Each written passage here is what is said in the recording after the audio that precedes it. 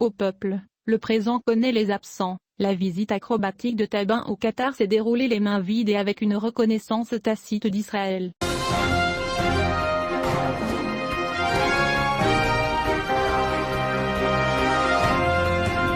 La déclaration finale conjointe, qui a suivi la rencontre d'Abdelmajid Tebboune avec l'émir du Qatar, le cheikh Tamim bin Hamad Al Thani, ne comportait aucune référence, même légère, à l'approbation par Doha de l'approche algérienne concernant la tenue du sommet arabe cette année, et il semblait que Tebboune quittait ce pays du Golfe sans nostalgie et avec une leçon qatari sur la forme des chevaux pur sang arabes comme alternative concernant les dossiers les plus importants qu'il espérait obtenir le soutien qatari. Et le document emportait même une plus grande surprise quand cet idiot a signé une reconnaissance tacite d'Israël. La déclaration finale ne comportait aucune référence au dossier du Sahara, dans laquelle Doha a devancé la visite de Tebboune en déclarant son soutien à l'intégrité territoriale du Maroc, notant l'accent mis par les dirigeants des deux pays sur l'importance de défendre les valeurs d'unité et de solidarité entre les pays arabes pour surmonter les différentes crises actuelles que traverse la région, ce qui apparaît comme contraire à ce que fait l'Algérie, qui soutient les séparatistes du Polisario avec de l'argent et des armes sur le d'une part et adopte leur cause à l'international, et qui a décidé, d'autre part,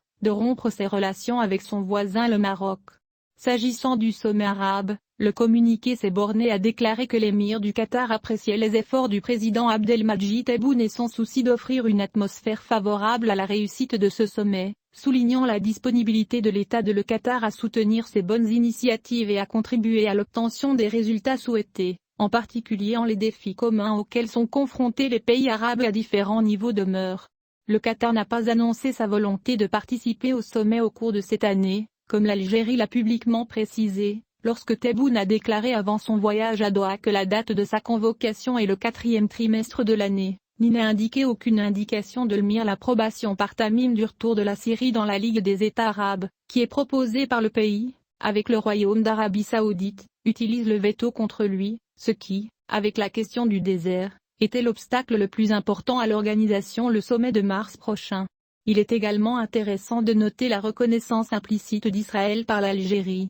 lorsque le communiqué indique que le président Tebboune et le prince Tamim ont passé en revue les perspectives de mobilisation d'un plus grand soutien international pour la cause palestinienne, d'une manière qui préserve les droits du peuple palestinien frère et garantit l'établissement de leur État indépendant, aux frontières de 1967, avec Al-Quds al-Sharif comme capitale, conformément aux résolutions de la légitimité internationale et à l'initiative de paix arabe. Cette formule représente une reconnaissance du projet de partition de la Palestine historique, que Tebboune et Shangri-La avaient auparavant scandé devant les médias locaux en toutes occasions, mais Tebboune a adopté le site officiellement exprimé par le Maroc, même après avoir signé l'accord de restauration diplomatique. Relations avec Israël en décembre à partir de l'an 2020, ce qui signifie la solution